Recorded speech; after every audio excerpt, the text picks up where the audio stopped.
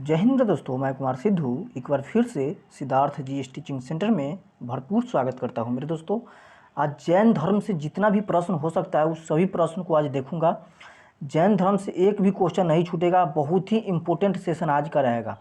आज का सेशन बहुत ज़्यादा इम्पोर्टेंट रहेगा और जैन धर्म के पूरा प्रश्न करूँगा, पूरा टोटली। तो स्टार्ट करता हूँ मेरे दोस्त, जैन धर्म स्टार्ट करता हूँ। जैन धर्म के क्या क्या चीज़ पहले पढ़ेंगे वो पहले देखता हूँ। जैन धर्म में जो पढ़ेंगे, जो जैन धर्म से संबंधित प्रमुख तथ्य जो है वो सभी को पढ़ूंगा। उसके बाद में पार्श्वनाथ का इतिहास पढ़ूंगा। उसके बाद में पढ़ेंगे महावीर स्वामी का इतिहास पढ़ूंगा। उसके बाद महावीर स्वामी के बाद का जैन संघ जो हुई उसको पढ़ेंगे। 5वां नंबर में पढ़ेंगे जैन सिद्धांत, जिसे दर्शन या शिक्षाएं जहाँ जहाँ दिए हैं और प्राप्त किए हैं उन सभी चीज़ों को आज पढ़ूंगा। स्टार्ट करता हूं। तो जैन धर्म से और कुछ तथ्य पढ़ना होगा तो जैन धर्म की सभाएं एवं संगीत। उसके बाद में जैन संप्रदाय। उसके बाद में पढ़ेंगे जैन धर्म का प्रचार प्रसार, राजाओं का संरक्षण। उसके बाद पढ़ेंगे जैन धर्म का योगदान। उसके बाद में पढ़ेंगे जैन तीर्थंकरों का नाम या प्रतीक। ये सब सभी तरह के क्वेश्चन जितना भी हो सकता है वो सभी क्वेश्चन को आज पढ़ूंगा। तो जैन धर्म जो होती है, जिसे कि जैन धर्म जो हुई है ये जीन से निकल करके जैन शब्द बनी है। जैन धर्म जो निकली है किस से, तो जीन से मिली है। इसके सांस्कृतिक रूप है जैन धर्म। उसके बाद में इसका विजेता अर्थात जैन धर्म का अर्थ होता है विजेता अर्थात जितेंद्रिय। जितेंद्रिय मतलब जीतना, या विजेता मतलब भी जीतना, उसी का अर्थ होती है जैन। तो इसी को विस्तार में जाते हैं तो जैन धर्म के बारे में पढ़ते हैं। तो जैन धर्म में कितने तीर्थंकर थे, तो जैन धर्म में 24 तीर्थंकर थे। टोटल कितने तीर्थंकर थे, तो 24 तीर्थंकर हुए।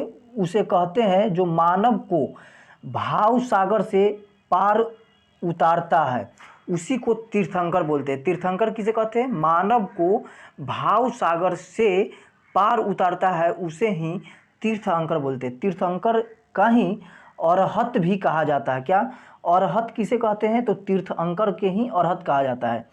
उसके बाद में है जैन धर्म में कुल 24 तीर्थंकरों का इतिहास मिलती है। इनमें से प्रारंभ में 22 तीर्थंकरों का इतिहास संदिग्ध है। उतनी मतलब 22 जो तीर्थंकर हुए उसको मूल रूप से उतना पढ़ा नहीं गया है, इसी को संदिग्ध बोली गई है 22 के। दूगों के बारे में बहुत डिटेल से जैन धर्म में विकास करने का योगदान दूगों के बहुत ज़्यादा मिलती है।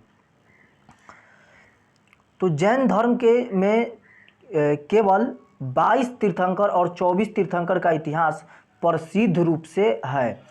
22वें तीर्थंकर पार्श्वनाथ, जबकि 23वें तीर्थंकर महास्वामी थे। 23वें कौन थे, महास्वामी। पहले तीर्थंकर टट्टव सभदेव और 22वें तीर्थंकर अरिष्ट नेमी का उल्लेख ऋग्वेद में मिलता है। कहाँ से मिलती है, 23वें 24वें 22वें 24वें ये सभी का ऋग्वेद में उल्लेख मिलते हैं। इसके बाद में है ऋषभ देव या आदिनाथ का केसरिया नाथ का नाम या जन्म अयोध्या में हुआ था। कहाँ पे हुआ था, ऋषभ देव जो हुए प्रथम तीर्थंकर हुए ऋषभ देव का, जो ऋषभ देव या आदिनाथ का केसरिया नाथ का जन्म अयोध्या में हुआ था। कहाँ पे, अयोध्या में, काशी अयोध्या में हुई थी। ऋषभ देव का पुत्र भरत के नाम पर ही हमारे भारत देश का नाम भारत पड़ा था। ऋषभ देव के नाम पर, ऋषभ देव के पुत्र का नाम क्या था, भरत।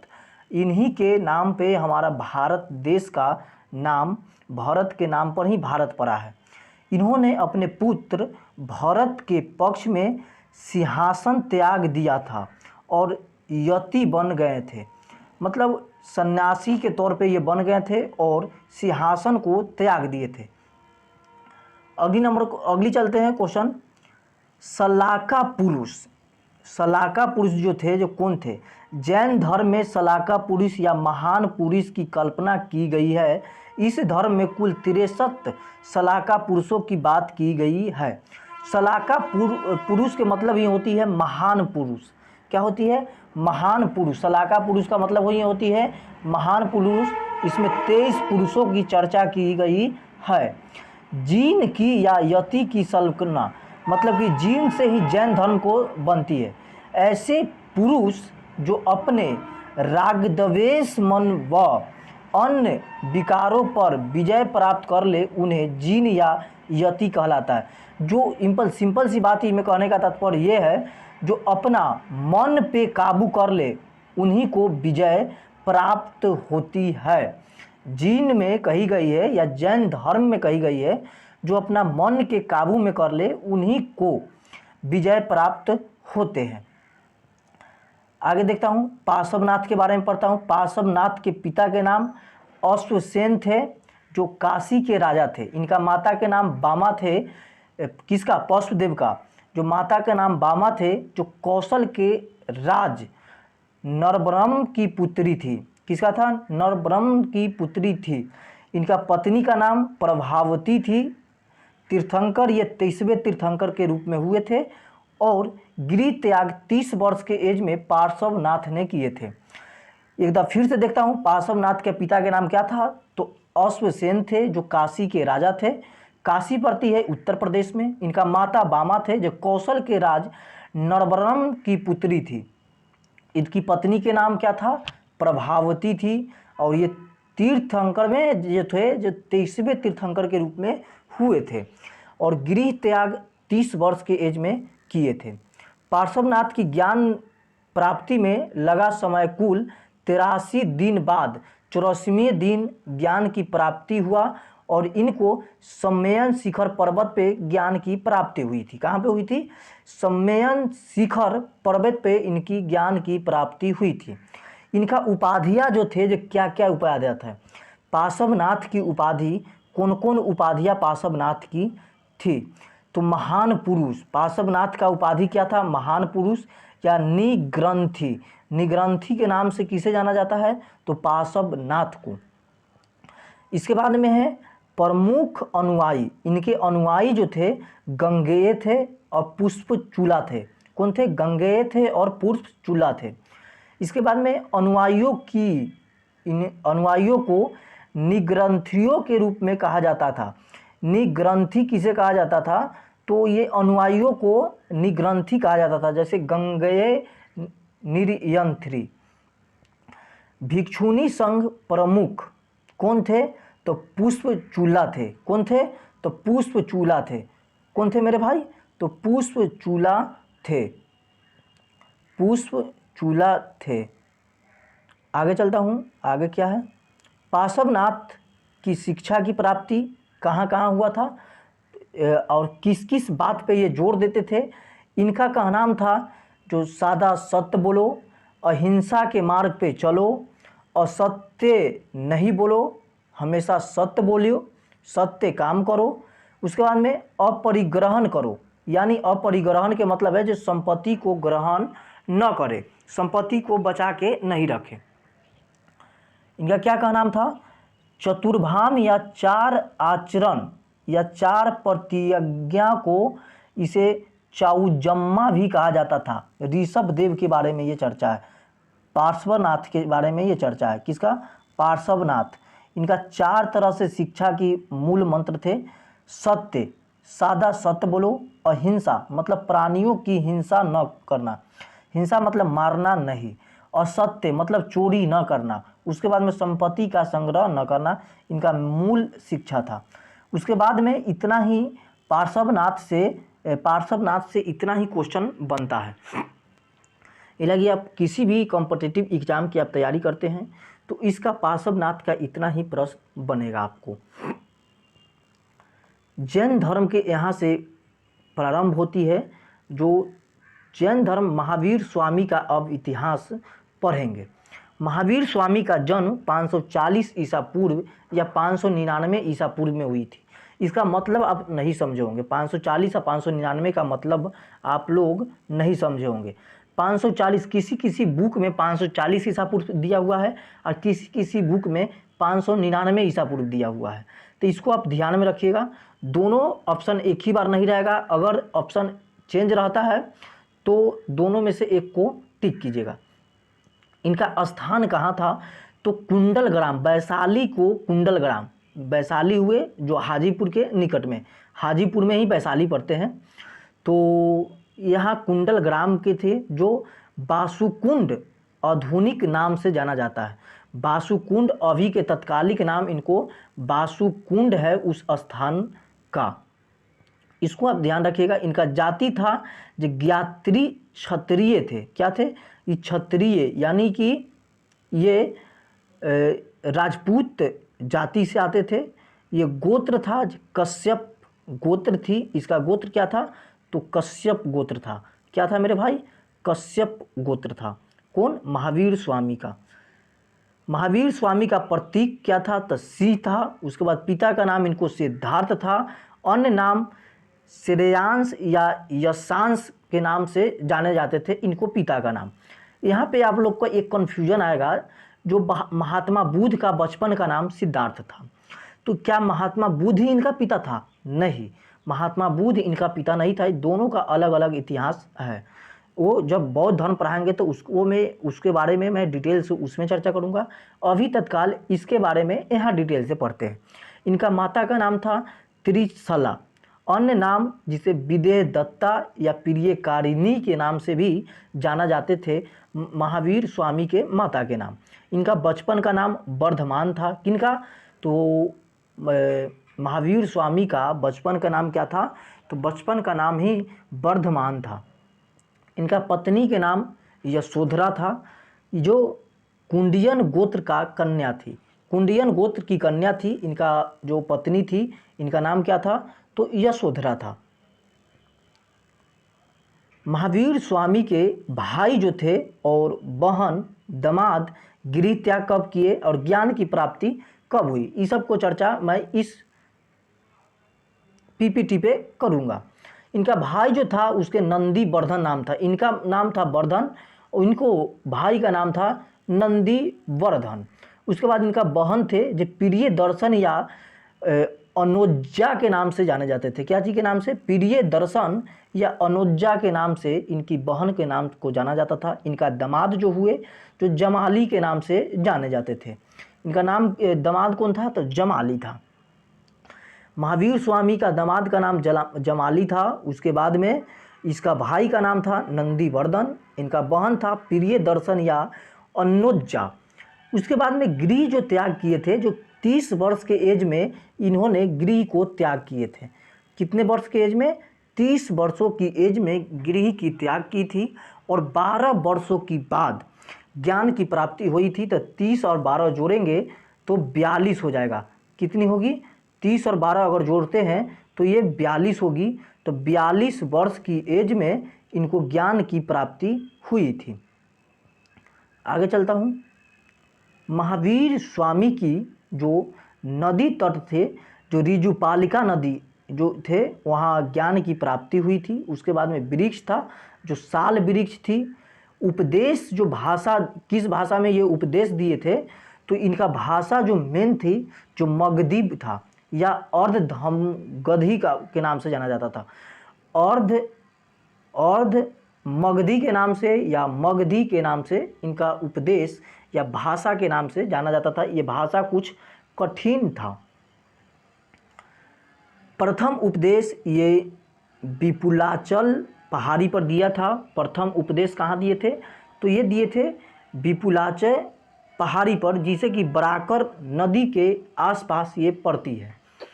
प्रथम वर्षावास, जिसे कि अस्तिका ग्राम में इनको मतलब प्रथम वर्षावास में ये रहे थे। अंतिम वर्षावास जो हुई थी जो पावापुरी में इनकी हुई थी। इनको पावापुरी में ही इनकी मृत्यु हुई थी।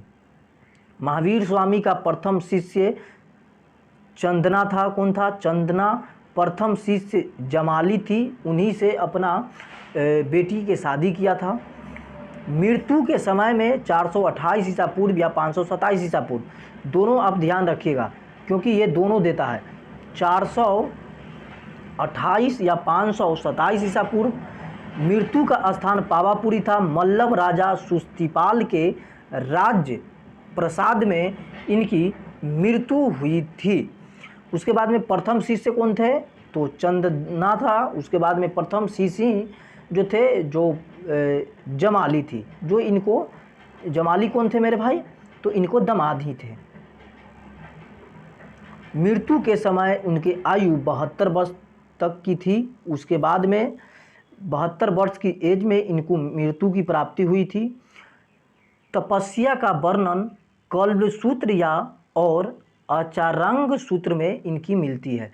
कहाँ पे तपस्या का वर्णन कहाँ पे मिलते हैं मेरे भाई? तो तपस्या का जो वर्णन मिलती है जो कल्पसूत्र और आचारांग सूत्र में मिलती है। अन्य नाम जीन, निगष्ठनाथ पुत्र या केवलीन के नाम से इन्हें जाना जाता है। और हर्त या महावीर निग्रंथ के नाम से भी इन्हीं को जाना जाता था। इतना सारे नाम इन्हीं का है। प्रथम विद्रोह जो हुए थे, जो जमाली ने किया था, इनका प्रथम विद्रोह। दूसरा विद्रोह तीसगुप्त ने किया था। और ये जब ये विद्रोह हुआ था तो जैन धर्म 2 शाखों में बट गई थी। एक शाखा चली गई थी जो जमाली के तरफ और दूसरा चला गया था जो तीसगुप्त के ओर। जैन धर्म की शिक्षाएं या सिद्धांत, शिक्षा को और सिद्धांत का जो प्रसार था, जो 4 क्रम में इनको शिक्षा दिए थे। इनका काम क्या था? त्रिरत्न की प्राप्ति, उसके बाद कर्म एवं पूर्ण जन्म पर विश्वास, उसके बाद में पंचम हावर्त पे विश्वास, उसके बाद में परम तत्व पे ये शिक्षा की दिए थे। त्रिरत्न क्या होता है? त्रिरत्न का मतलब होती है जो सम्यक दर्शन, सम्यक ज्ञान, सम्यक चरित्र। इसका अर्थ होती है जो सम्यक दर्शन मतलब सत्य में विश्वास रखिए। उसके बाद में वास्तविक ज्ञान मतलब सम्यक ज्ञान का मतलब होती है वास्तविक ज्ञान रखिए। उसके बाद में कहे थे सम्यक चरित्र।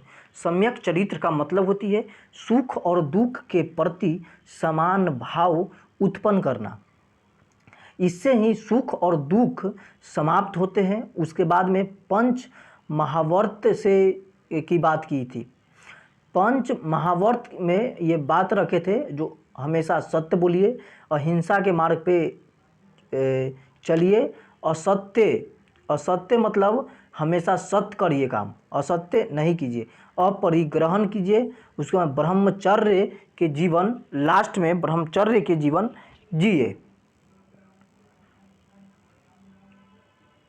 जैनियों का परमतत्व या सयादवाद सिद्धांत या सप्त भंगनीय सिद्धांत है। इसमें से 4 सिद्धांत, इसमें से टोटल 7 सिद्धांत की चर्चा की गई है, जिसे सय्यत अस्तित्व मतलब शायद है। उसके बाद में सय्यत नस्ति मतलब शायद नहीं है।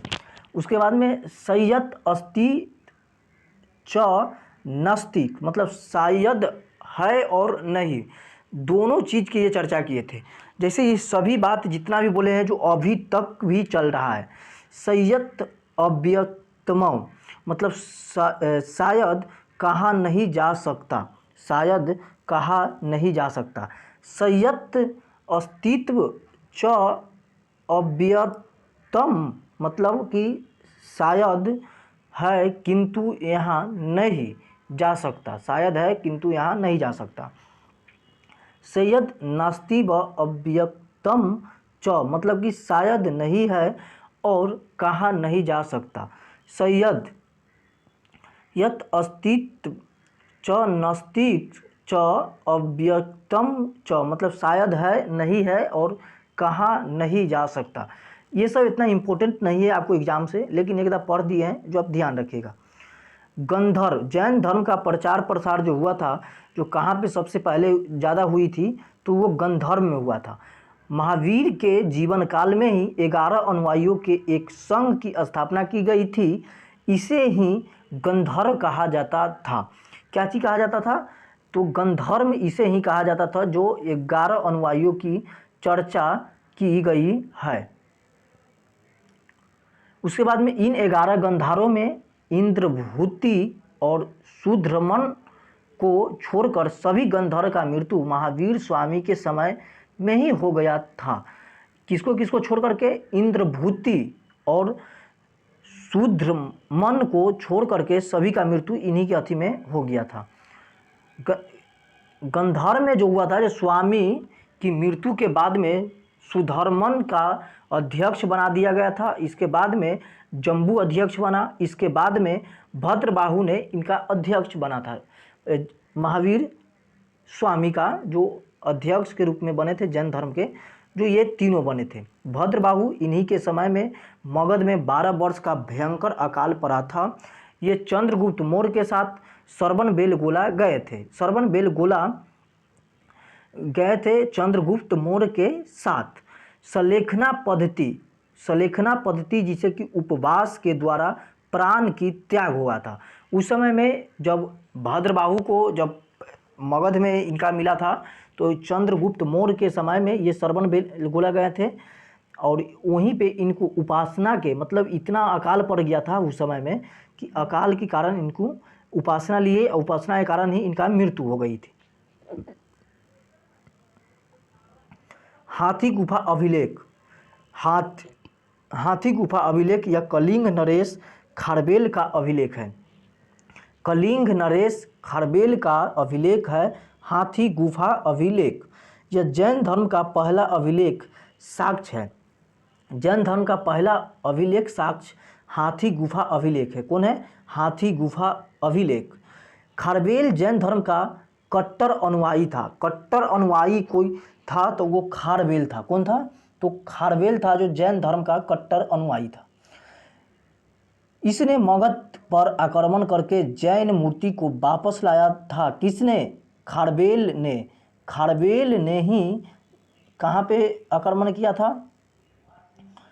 तो मगध पर आक्रमण करके अपना अंडर में जैन धर्म के